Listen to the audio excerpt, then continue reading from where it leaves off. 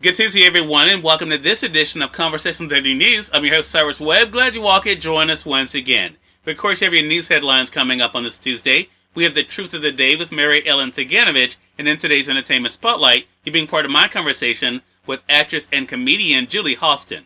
Enjoy today's broadcast. For Conversations Daily News, I'm Cyrus Webb with your Tuesday headlines. In Mississippi news, the Mississippi State Department of Health reported COVID-19 numbers on Monday from a 3-day period. From September the 10th through September the 12th, 3,763 new COVID-19 cases were reported and 71 additional deaths. 53 of the deaths were reported between September the 2nd and September the 11th, the Mississippi State Department of Health said. 18 of the deaths occurred between August the 2nd and September the 5th and were identified from death certificate reports. In national news, out west, Biden points to wildfires to push for a big rebuild.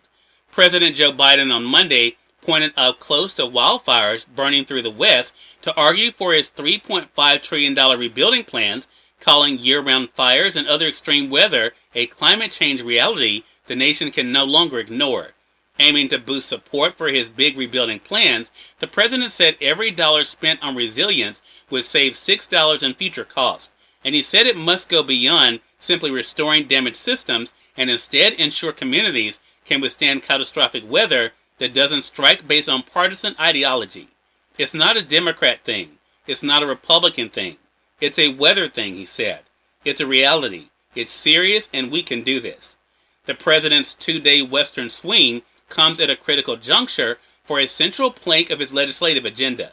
Lawmakers on Capitol Hill are working to assemble details of the Infrastructure Plus plan and how to pay for it, a concern not just for Republicans.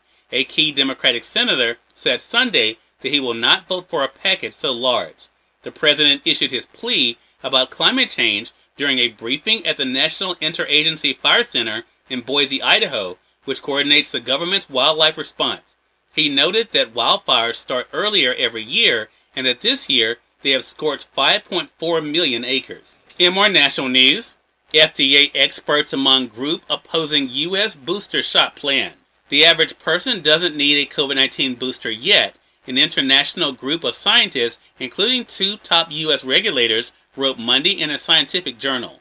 The experts reviewed studies of the vaccine's performance and concluded the shots are working well despite the extra contagious Delta variant, especially against severe disease.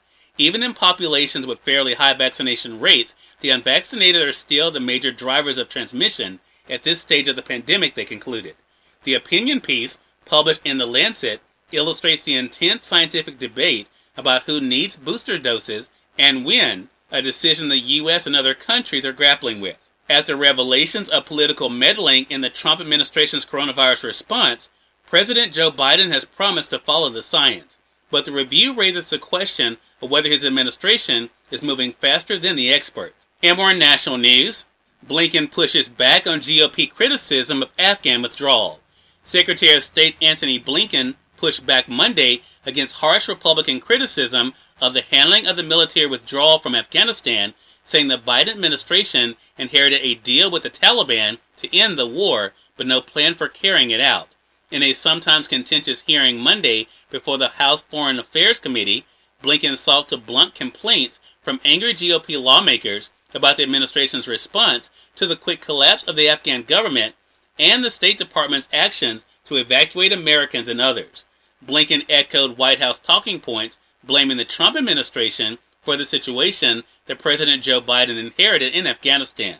We made the right decision in ending America's longest war, said Blinken, who will testify today before the Senate Foreign Relations Committee. In business news, U.S. stocks edge higher, regrouping after a down week. A late afternoon burst of buying helped stock indexes close mostly higher on Wall Street Monday, snapping a 5-day losing streak for the S&P 500. The benchmark index shook off an afternoon slump to finish 0.2% higher. Banks, energy companies, and communication stocks accounted for much of the index's broad gains. And finally, in entertainment news, Game Show The Price is Right celebrates its 50th season. If you can remember the price of a 30-ounce jar of mayonnaise, what an Armani purse goes for, and how much to pay for an iPhone 12, there's really only one place to shine. The Price is Right.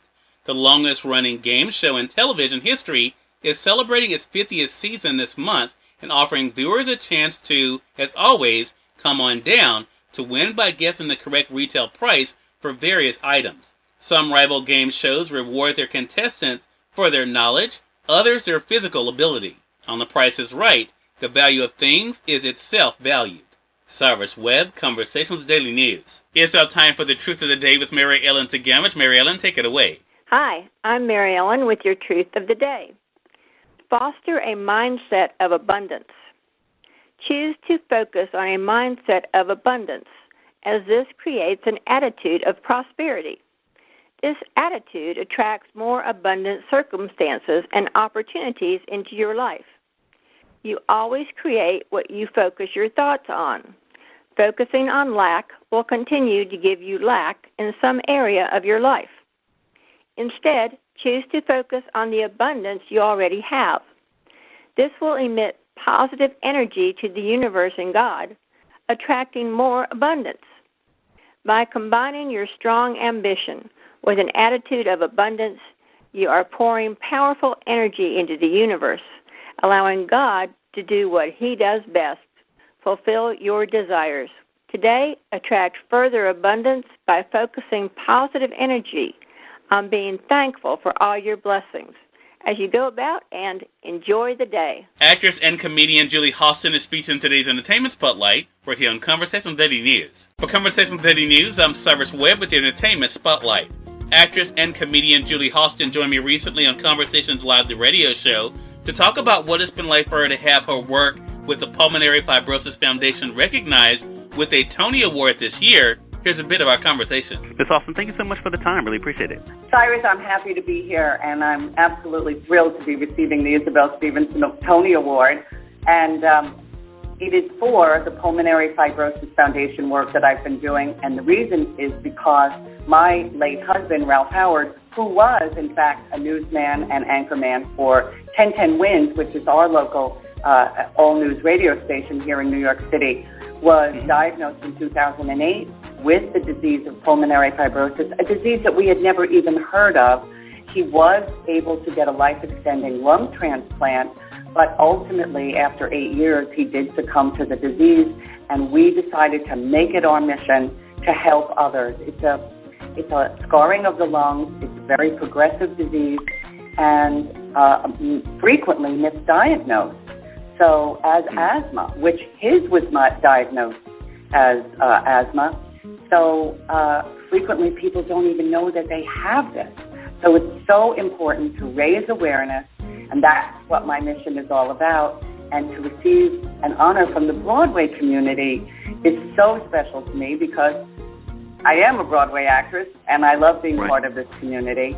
And so to receive this Tony Award for this work is sort of a blending of two of my great passions, one being Broadway and live theater, and the other is the mission work that I do for Pulmonary Fibrosis Foundation.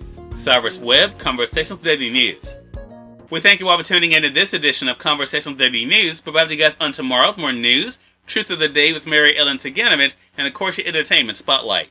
Until then, I'm your host, Cyrus Webb, saying as always, enjoy your day, enjoy your life, enjoy your world. Thank you all for choosing Conversations Daily News today. Let's make it a great one.